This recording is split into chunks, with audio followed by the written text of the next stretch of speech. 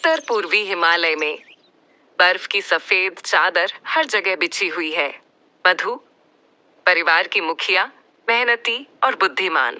इंदु मधु की बहन, चुलबुली और खुशमिजाज।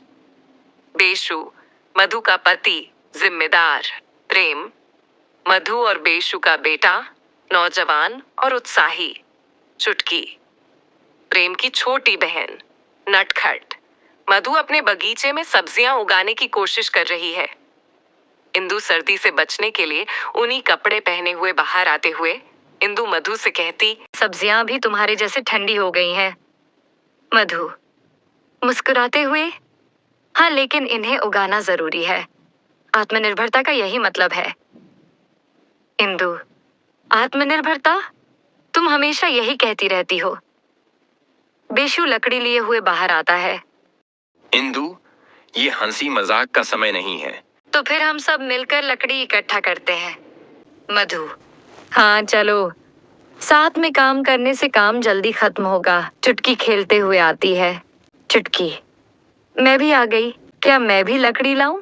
प्रेम तुम तो सिर्फ खेलोगी, लकड़ी नहीं लाओगी। भारती बच्चे काम करना सीखो, यही तुम्हारी मदद करेगा। अगर हमें मुश्किलों का सामना करना है तो हमें एक दूसरे की मदद करनी होगी।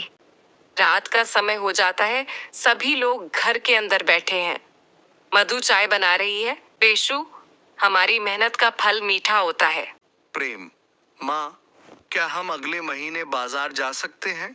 मधु हाँ, लेकिन पहले हमें अपनी फसल तैयार करनी होगी। चुटकी और मैं भी अपने खिलौने खरीदूंगी। अगले दिन बाजार में सभी सब्जियां बेचते हुए इंदु, ये सब्जियां ताजा हैं, इन्हें ले लो। क्या इतनी ठंड में सब्जियां ताजा रह सकती हैं? हम मेहनत से उगाते हैं। मधु हम मेहनत से उगाते हैं। अगर आप नहीं लेंगे तो हमें और कोई नहीं मिलेगा। व्यापारी यह सुन सब्जियां खरीदता है। सभी खुश होते हैं। कुछ दिन बाद सभी लोग घर के आंगन में बैठकर बातें कर रहे होते हैं। बेशु, हमें जंगल में जाने से पहले सावधानी बरतनी चाहिए। एक बार सभी लोग जंगल में होते हैं। अंधेरा हो जाता है। सभी डर रहे हैं। मधु सामने की दिशा में इशारा करते हुए, चलो जल्दी चलो। इंदु घबराते हुए, मुझे डर लग रहा है। बेशु, हमें एक दूसरे का साथ देना होगा। सभी लोग चौंक जाते हैं। प्रेम ये क्या है? भारती धैर्य रखो, यह केवल हमारे डर का परिणाम है। पेड़ों की परछाइयां डरावनी लग रही हैं। सभी एक जगह पर खड़े हैं। उनकी आंखों में डर और चिंता है। ये आवाज सुन रहे हो? कहीं आसपास कोई है? मधु मुझे नहीं पता, लेकिन हमें यहाँ खड़े रहकर इंतजार नहीं करना चाहिए। बेशु, हमें एकजुट रहना होगा। अगर हम अलग हुए तो हम नहीं बचेंगे। एक डरावनी आवाज गूंजती है। मदद करो, मधु। मधु चिल्लाते हुए, कौन है? सामने आओ। इंदु रोते हुए, हमें भागना चाहिए। मधु नहीं, हम भाग नहीं सकते।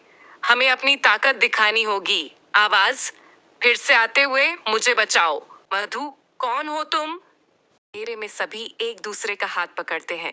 उनके चेहरे पर साहस की झलक है। सभी लोग एक दूसरे के हाथ पकड़ लेते हैं और धीरे धीरे घर की ओर चलने लगते हैं। अगली सुबह सब कुछ सामान्य हो जाता है। धीरे धीरे इनकी साहसी की बात पूरे गांव में फैल जाती है। मधु हंसते हुए, देखो हम सब फिर से सुरक्षित हैं। इंदु हाँ, भूतों को भी हमारी एकता से डर लग गया। बेशु, हमें एकजुट रहना चाहिए, यही हमारी ताकत है। प्रेम अब हम और मेहनत करेंगे और एकजुट होकर सभी काम करेंगे। कुछ समय बाद गांव के लोग चौराहे पर एकत्रित हैं। मधु और बेशु सब्जियां बेच रहे होते हैं। इतनी मेहनत करने के बाद उन्होंने अपनी दुकान डाल दी और साथ साथ इंदु चुटकी और प्रेम के साथ मिलकर घर के काम देखती। जो गांव वाले पहले उनका मजाक उड़ाने की कसर ना छोड़ते, आज वे उनकी तारीफ करने लगे। भारती गांव वालों से देखो, इनकी मेहनत ने उन्हें आत्मनिर्भर बना दिया है। इंदु अब हमें और भी मेहनत करनी होगी। बेशु सही कहा, हमें एकजुट रहकर ही आगे बढ़ना है।